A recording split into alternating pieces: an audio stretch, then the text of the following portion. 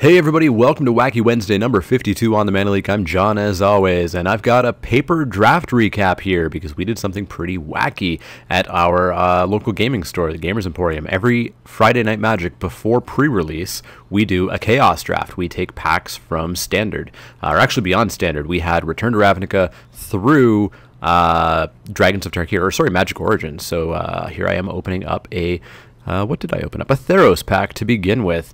And I was looking through this pack and I had no idea where to go. I find that often being aggressive tends to be pretty good in these packs. I was really trying to remember how Theros worked and what could be good with it, because of course you've got Bestow mixing in with Extort, mixing in with etc. I pushed Favorite Hoplite to the front because, as I said, aggro tends to be pretty good. A lot of people will try to do very fancy things, but just being aggressive is often a pretty good way to go, and Favorite Hoplite Heroic seemed to be a decent way to go for me.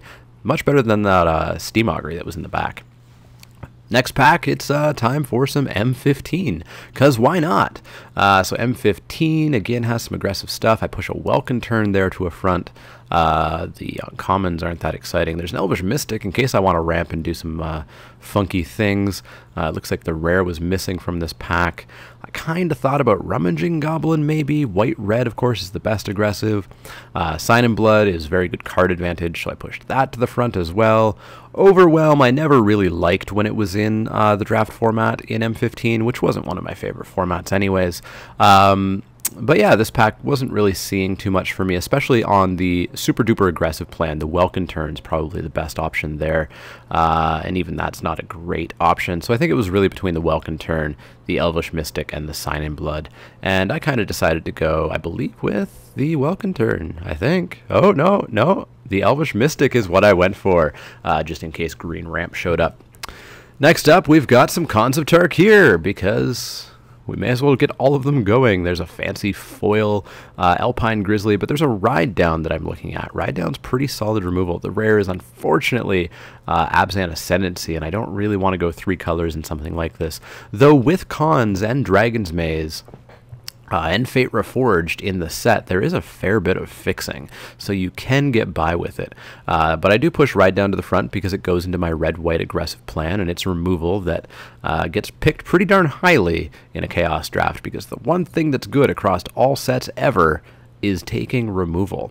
So I'm kind of deciding between the Alpine Grizzly, because I did take an Elvish Mystic and the Grizzly is relatively aggressive, or the Ride Down because it is solid removal. I haven't taken a red card at this point, but red-white is kind of where I would ideally like to end up. But I do take, yeah, there we go. I do take the Ride Down. Oh, nope. Put the Alpine Grizzly. I can't decide. This took a while. Switching back and forth from the card. It's going to be a surprise as to what I took. I took the Ride Down, hoping for the removal. Next pack, we've got Fate Reforged. Yet another new set to take a card from for my pool. Goreswine, of course, I paused there for a moment because that's a pretty darn aggressive, pretty solid red creature for red-white, and I had just taken the Ride Down plus the Favorite Hoplite. I do push the Dousing Gloom because, again, removal is removal, and it is decent removal. 2 damage plus gaining 2 life is pretty solid. Of course, it was much better in Cons and Fate, where there were morphs kicking around everywhere. In this format, there won't be nearly as many morphs. So I talked myself into that and took the Goreswine because, hey, a 4/1 creature for 3 is just going to be solid in everything. All right, next up, we've got a pack of Gatecrash here. Trying to remember how Gatecrashed work. I go through here. I see a 1,000 Lashes, which I really like. Black-white removal, pretty solid. I have taken a white card at this point. I've taken no black, although I had considered on that Sign in Blood. Looking through the pack, I'm just not seeing much else. I'm not really seeing anything in red-white. I see a Ruination Worm, which is just a big red-green creature. I take a look back at it to remember what it does. Oh yeah, it does nothing. It has no flavor, it has no rules text whatsoever. The rest of the pack is pretty blue, to be honest, plus a couple of dual lands, a couple of guild gates. So the 1,000 Lashes really seems like the just absolute best card here, and I'm honestly a little bit surprised to see it. So I do take it and start to think about maybe just going black-white, because I do love Extort. Getting a Dragon's Maze pack next. I see a Hostas Snare Squad. That goes in white. It's a decent card. It's one of the better in Dragon's Maze, which is sad. That's just how bad Dragon's Maze is as a set. But then I see a Tithe Drinker, and I say, hey, black-white. I just took a 1,000 Lashes. Tithe Drinker is really solid. It's got Extort on it. It's got Lifelink on it. It's a 2-1 for 2. Seems good, so I take it quite quickly. Next up, we get a Cons pack, or is that a Fate pack? That's a Cons pack, because there's an Aerostorm. There's an Aerostorm, some dual lands, Summit Prowler. Starting to really get to be a little bit of a weak pack here, or at least for me. There is this red-white land, and I do think about the red-white deck that I had originally planned on going. I'm clearly explaining something to somebody at the table here based on my hand movements. But yeah, there's just not too much in this pack. Summit Prowler, Windscarred Crag, not quite sure what to go for this pack here. The basics there, I could take it. There's an Awaken the Bear if I do want to go green. There's just really not much here for me. Yeah, there's just nothing. The Aerostorm would have been awesome, but I've yet to take in a red card despite how much I want to be in red. I guess I took a ride down, but taking an Aerostorm, a double red card, is a pretty big investment. It is, however, just good removal, so it might be worth it to hate draft it. It's very early to hate draft, but I was really starting to think about black-white after getting past those two really good black-white cards. So I do take the Aerostorm as a potential red playable if I start to get red, but almost as a bit of a hate draft, to be honest. Next up, we've got Theros back. No, this isn't Theros. This is Journey into Nyx, because it's got Constellation. I see Laguna Band Elder. I see Deadbringer Lampads. I see a Grim Guardian, which looks kind of fun.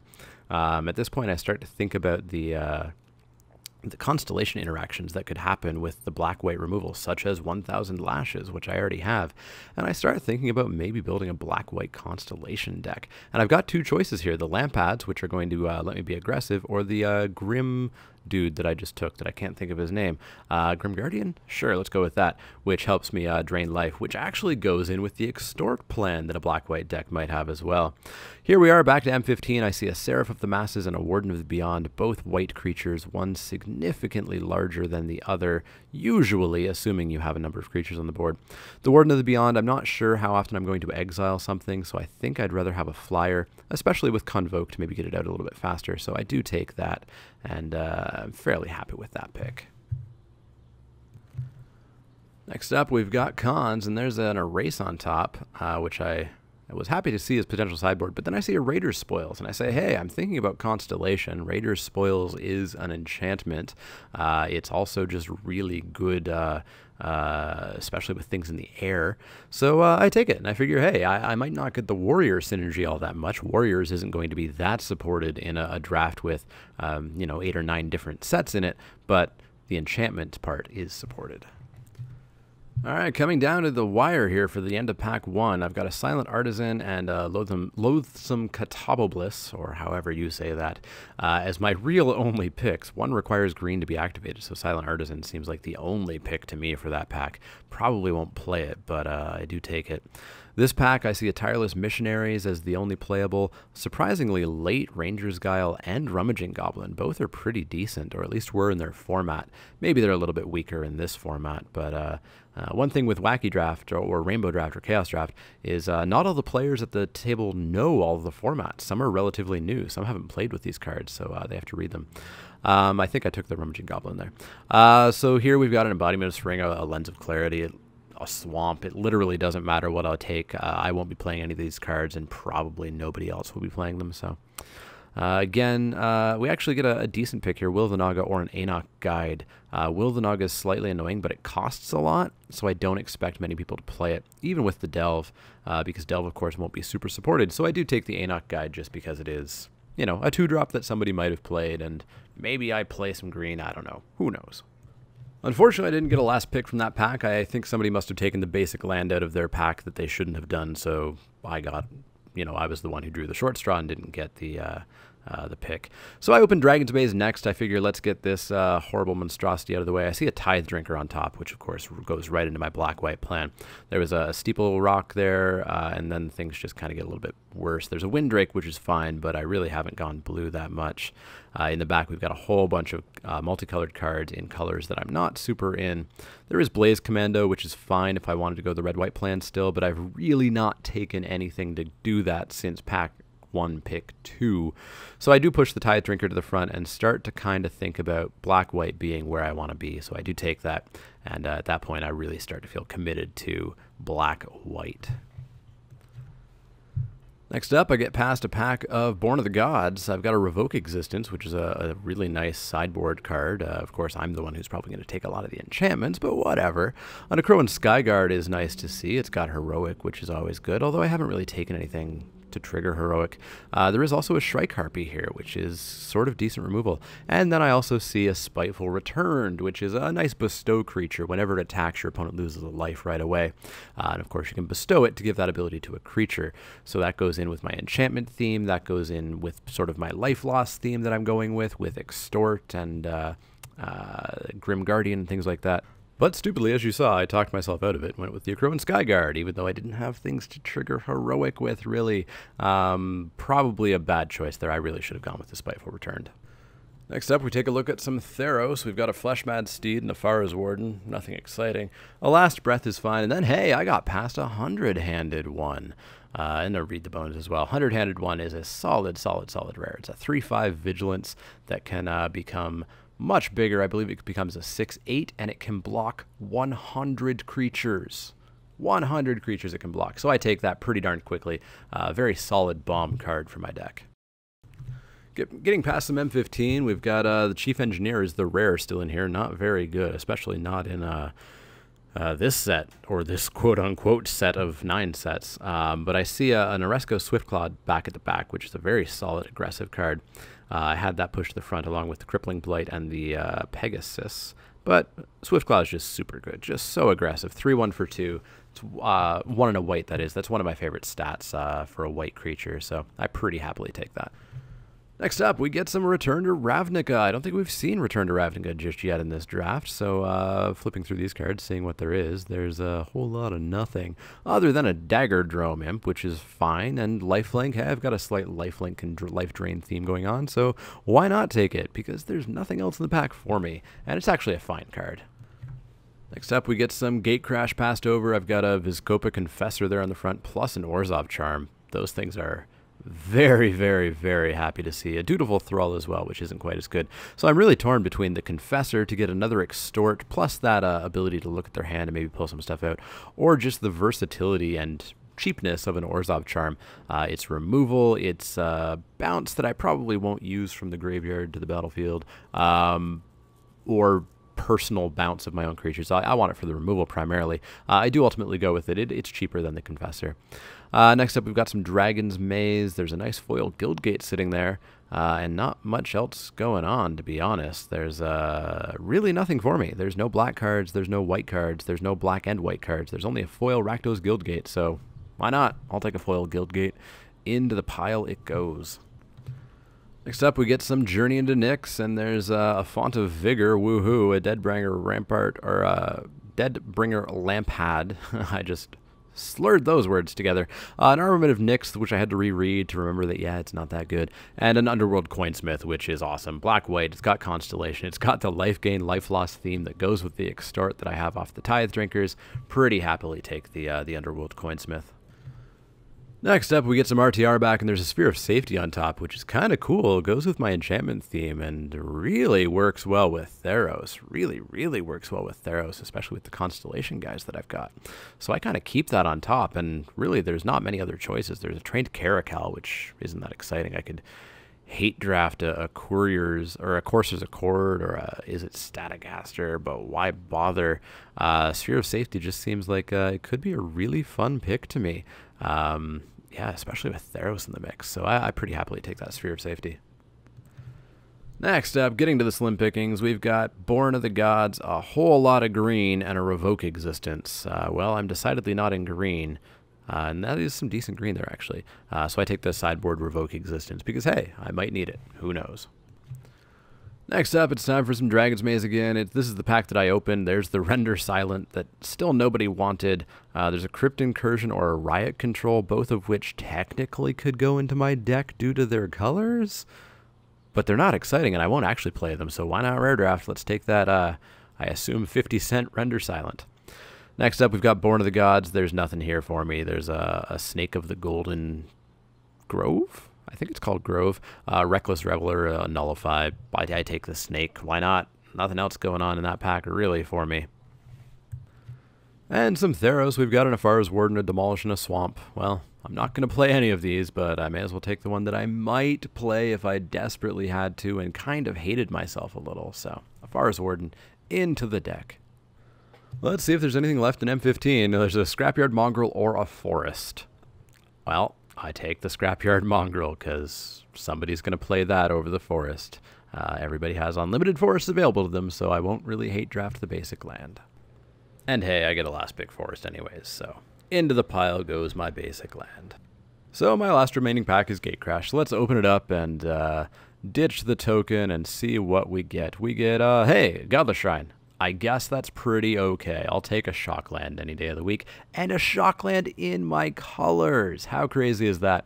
There's a Knight of Obligation back there. There's Executioner's Swing, I think it's called, I saw, and a Devour Flesh, an Angelic Edict. So there's a bunch of black and white removal in this pack, so I'm pretty hoping to get some of that back, but I'm not passing a Shockland, so I take the Shockland, and I'm pretty happy with both the value and the fact that I can pretty happily play it.